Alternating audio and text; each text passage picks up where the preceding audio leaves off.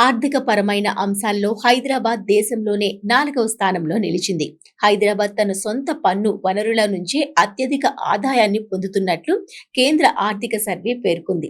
తెలంగాణ రాష్ట్రంలో ద్రవ్యోల్బణం కూడా క్రమంగా తగ్గుతోందని 2022-23లో 8.61% ఉండగా 2023-24లో 6.36, 2024-25లో 3.67% తగ్గిందని కేంద్ర ప్రభుత్వం స్పష్టం చేసింది.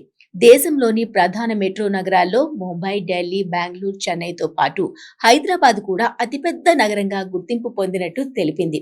భారతదేశం ఆర్థికంగా ముందంజ వేస్తున్నప్పటికీ న్యూయార్క్, లండన్, షాంఘై, సింగపూర్ల మాదిరిగా మన మెట్రో నగరాలు గ్లోబల్ సిటీలుగా మారేందుకు ఇంకా ప్రయత్నంలోనే ఉన్నాయని కేంద్ర ప్రభుత్వం అభిప్రాయపడింది.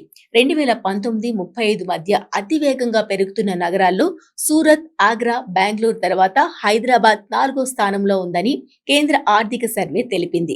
2018 ధరలకు హైదరాబాద్ జీడీపీ 50.6 బిలియన్లు కాగా 2035 నాటికి అది 201.4 బిలియన్లకు చేరుకుంటుందని ప్రపంచ బ్యాంక్ అంచనాలకు ఆర్థిక సర్వే ప్రస్తావించింది.